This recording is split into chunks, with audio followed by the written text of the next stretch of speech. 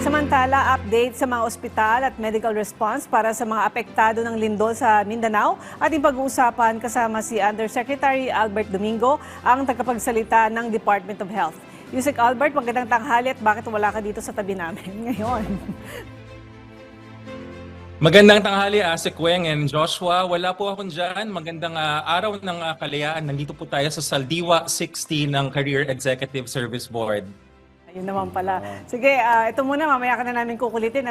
Yusek, ano yung kasalukuyang assessment ng DOH sa sitwasyon sa mga ospital at rural health units sa mga lugar na tinamaan ng lindol? Ano po yung resulta ng inspeksyon na isinagawa ng mga ospital at iba pang DOH facilities? Opo, patuloy po ang ating pagmamatyaga sa Mindanao. Ang ating pong latest na data as of 6 p.m. Kagabi, Asik Weng, sa 26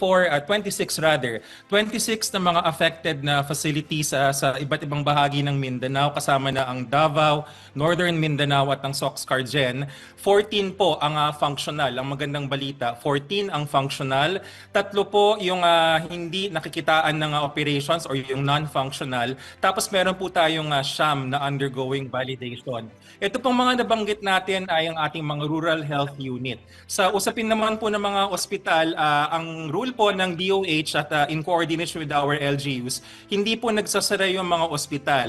Section by section po, hinahanap ko lang yung aking kodigo. Ayan. Sa ating mga hospitals, 6 po ang functional na nakikita natin sa buong lugar kasama ang Davao, Sox-Cargen, at Northern Mindanao. Tapos lahat po sila ay except I think for SPMC, ang Southern Philippines Medical Center, na sinisigurado natin na safe muna yung outpatient area bago mag-resume ng operations. Okay. Yusek, kumustahin din po namin ang deployment ng inyong mga emergency medical teams, doctors, nurses, at maging yung mga medical supplies sa mga lugar po na apektado. Opo, ongoing po yung ating deployment. Lahat po ng mga health emergency response teams ng mga nabanggit na mga ospital at pati na rin yung ating mga regional offices ng Department of Health ay siyang nakadeploy. Active po yan at ang kanilang focus po ngayon ay yung mga concerns tulad ng water, sanitation and hygiene, tsaka yung nutrition na rin po. Mamaya po pwede rin natin pag-usapan yung sinasabing mental health and psychosocial services. Meron po rin tayong mga Philippine Emergency Medical Assistance Teams o yung mga PMAT or PEMAT na tinatawag namin. Yun pong sa DOH Cotabato Regional Medical Center, ma-assign po yan sa Sox-Cargen. Depende ho sa ground operational requirements sa specific area. Yun naman po sa Southern Philippines Medical Center ng DOH ay tutugon sa Davao Region.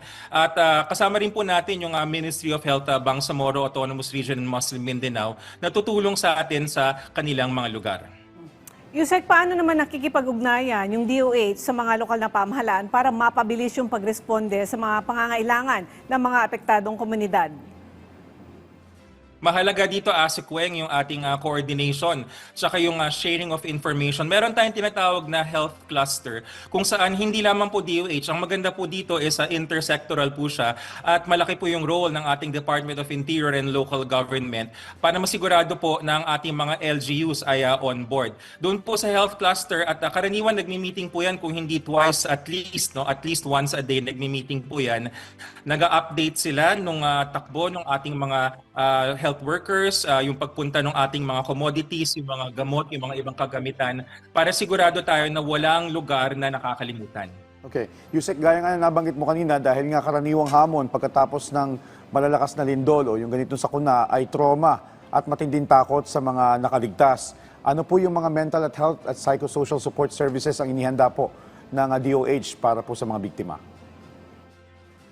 Yes, Joshua, sa utos ng ating Pangulong Ferdinand Marcos Jr., yun pong ating psychosocial welfare, importante ho yan dun sa ating mga naapektadong mamamayan sa Mindanao. Lalo na po yung mga kabataan. Doon pong ora mismo, nung Lunes, nung nangyari yung lindol, yung pong mga pinakamalapit na na-deploy na ating mga health emergency response teams ay nag-conduct ng tinatawag na psychological first aid.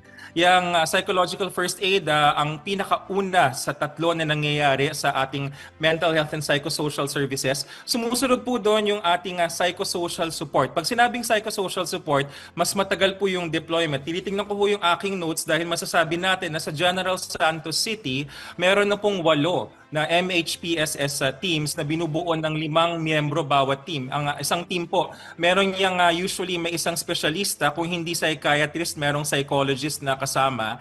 At meron din po ating mga first responders na trained dun sa psychosocial support. Mas matagal po siya na interaction kumpara sa psychological first aid. Tapos kung kakailanganin, kung meron tayong makikitang mga kaso, mga sitwasyon na talagang malalim yung trauma, nagkakaroon din po yan ng referral pathway papunta dun sa ating mga malalaking DOH hospitals kung saan merong psychiatrist na on duty na pwede silang ma-receive. So Yusek, ano po yung mga senyales na dapat bantayan ng mga magulang at guro na maaaring indikasyon na nangangailangan na ng professional na mental health intervention ang isang estudyante matapos nga maranasan itong lindol at mga aftershocks? Si Gwen, magandang tanong yan, no? Dahil malamang sa malamang kung sa ating mga kabataan, hindi rin natin madaling makita or baka hindi nila ma-express ang kanilang pakiramdam, nararamdaman. Sabi nga nila dito sa training namin, emotions are very important. No? Ganoon rin po sa disaster. Ang ating pakikinig at pakikiramdam sa emosyon ng ating mga kabataan, yung mga learners na affected sa Department of Education, malaki yung tulong ng ating mga teachers. I-observe po natin dun sa kanilang behavior. Syempre ayaw nating kumbaga pilitin, pero we have to be very observant. Yung bang signs of post-traumatic stress disorder. Marami po dito, hindi lang po sa mga bata, pati sa ating mga nakatatanda at nababasa rin po namin sa social media at yung mga nakakausap namin. Ayaw munang bumalik sa bahay or hindi muna kumakain or naliligo or yung mga activities of daily living ginagawa sa bahay dahil maya't maya yung mga aftershocks. Importante ho dito ay makausap natin sila. At kung tingin po natin na hindi natin kaya kasi tayo mismo, no, yung ating mga kamag-anak na tumitingin sa kanilang mga kapamilya doon ay tingin nila hindi rin nila kayang i-process, humingi po tayo ng tulong. Doon po aid station, yung psychological first aid, meron po yan. Yung psychosocial services, doon po sa mga evacuation centers. At kung kakailanganin, pumunta ho tayo doon sa ating mga hospitals na tatanggapin po natin ng buo ang ating mga mamamayan na kailangan ng psychosocial support. So may follow-up lang ako, no, Yusek, yung tungkol dito sa psychosocial, sa halimbawa, syempre mga estudyante, apektado, pati yung mga magulang nila, buong pamilya, at yung mga nagbibigay ng psychosocial services, paano kung sila din yung mga biktima ng lindol? Paano po ninyo tinutugunan ito?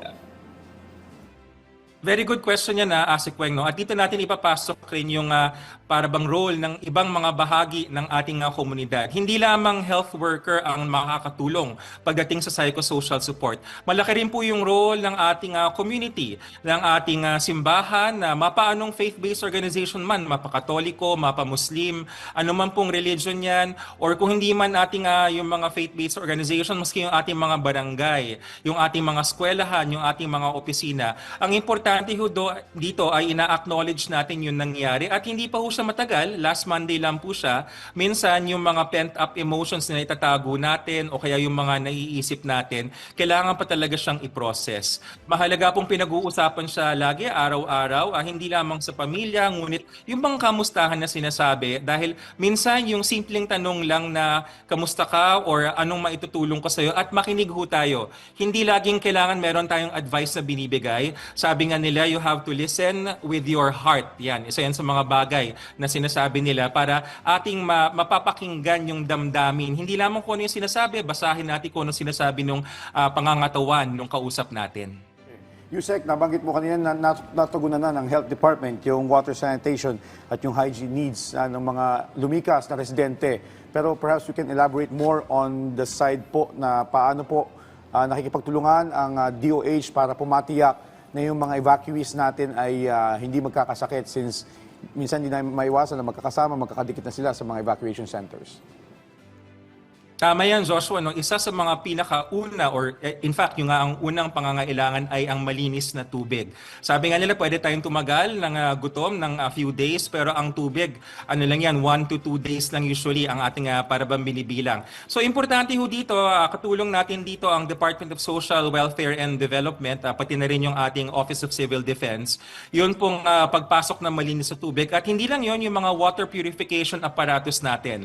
May mga filters po na binibigay sa mga evacuation centers, and minsan nagbabahay-bahay na rin, no, ang ating DSWD. Ang DOH, meron ho tayo ng ating mga chlorine tablets. No? Meron naman pong maliit na instructions yan kung gaano katagal iniiwan muna yung tableta para ma-sterilize yung pinaka-tubig natin. Pero sa lahat ng ito, Joshua, Asekweng, kung may isa tayong tatandaan, kung hindi tayo sigurado sa tubig, dalawa ang ating tignan. Dapat una, malinaw, wala siyang lumulutang-lutang, hindi siya malabo. At number 2, pakuluan natin ng 2 minuto simula sa pagbula nito hanggang matapos, patayin, palamigin at saka lamang inumin.